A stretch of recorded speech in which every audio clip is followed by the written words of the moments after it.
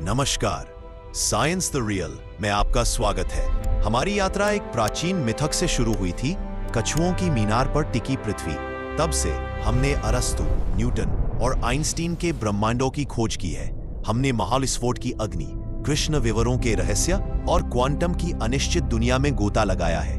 आज हमारी श्रृंखला के इस अंतिम एपिसोड में हम इन सभी धागों को एक साथ पिरोएंगे और पूछेंगे, हम क्या जानते हैं और हम क्या जानने की उम्मीद कर सकते हैं। यह है उपसंहार। हम स्वयं को एक विस्मयकारी संसार में पाते हैं। हम अपने चारों ओर जो कुछ भी देखते हैं उसका एक स्पष्ट अर्थ निकालना चाहते हैं और यह पूछना चाहते हैं, ब्रह्मांड की प्रकृति क्या है, हमारा इसमें क्या स्थान है तथा यह और हम कहां से आए, यह ऐसा ही क्यों है। इन सवालों के जवाब देने के लिए हमने एक विश्व चित्र गढ़ा है। प्राचीन काल में यह माना जाता था कि प्राकृतिक घटनाएं मानवीय संवेग से युक्त आत्माओं द्वारा नियंत्रित की जाती थी, जिनका पूर्वानुमान नहीं किया जा सकता था। लेकिन धीरे धीरे यह देखा गया कि प्रकृति में कुछ नियमितताएं थीं। सूर्य सदैव पूर्व में उदित होता था और पश्चिम में अस्त होता था। विज्ञान का पूरा इतिहास इस तथ्य का क्रमिक बोध रहा है कि घटनाक्रम मनमाने ढंग से घटित नहीं होते, बल्कि वे एक निश्चित अंतर्निहित व्यवस्था को प्रतिबिंबित करते हैं। आज हम जानते हैं कि ब्रह्मांड को कुछ निश्चित नियमों द्वारा नियंत्रित किया जाता है। ऐसा लगता है कि नियमों का एक ऐसा समुच्चय है जो हमें अनिश्चितता के सिद्धांत द्वारा निर्धारित सीमा तक घटनाओं का पूर्वानुमान करने में समर्थ बनाएगा। पिछले एपिसोड में हमने देखा कि कैसे भौतिक विज्ञानी एक पूर्ण एकीकृत सिद्धांत की तलाश कर रहे हैं जो प्रकृति के सभी बलों को एक साथ जोड़ सके। हम अभी तक वहां नहीं पहुंचे हैं, लेकिन हमें पता है कि ऐसे सिद्धांत में क्या गुण होने चाहिए।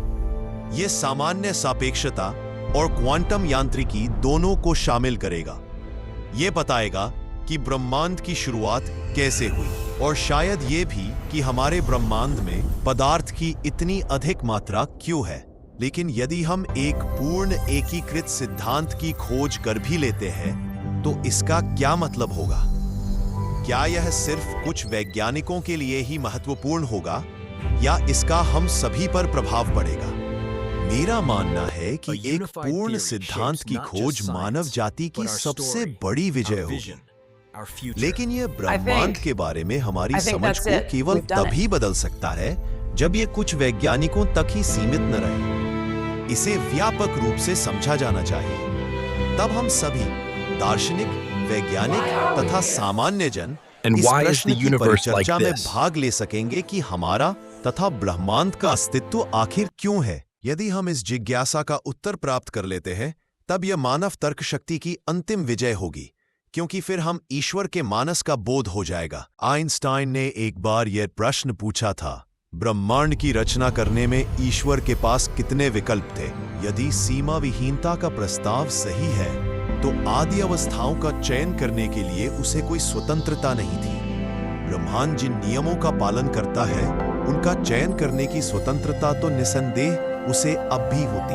बहरहाल यह वास्तव में कोई उतना बड़ा विकल्प नहीं रहा होगा। हो सकता है कि केवल एक या बहुत कम ऐसे सिद्धांत हों, जैसे विषम दौर का सिद्धांत, जो स्वसंगत होते हैं तथा मानव जैसी जटिल संरचनाओं के अस्तित्व को संभव बनाते हैं, जो ब्रह्मांड के नियमों का अन्वेषण कर सकते हैं और ईश्वर की प्रकृति के बारे में प्रश्न पूछ सकते हैं। तब तक हमारी यात्रा जारी है। हम सीखते रहेंगे, खोजते रहेंगे और हमेशा ऊपर सितारों की ओर देखते रहेंगे।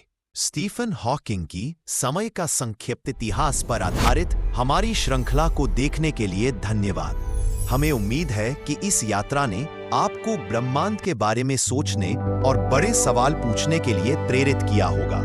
विज्ञान की दुनिया में और भी रहस्यों की खोज के लिए हमारे चैनल साइंस द रियल को सब्सक्राइब करना न भूलें। हमेशा की तरह जिज्ञासु बने रहें।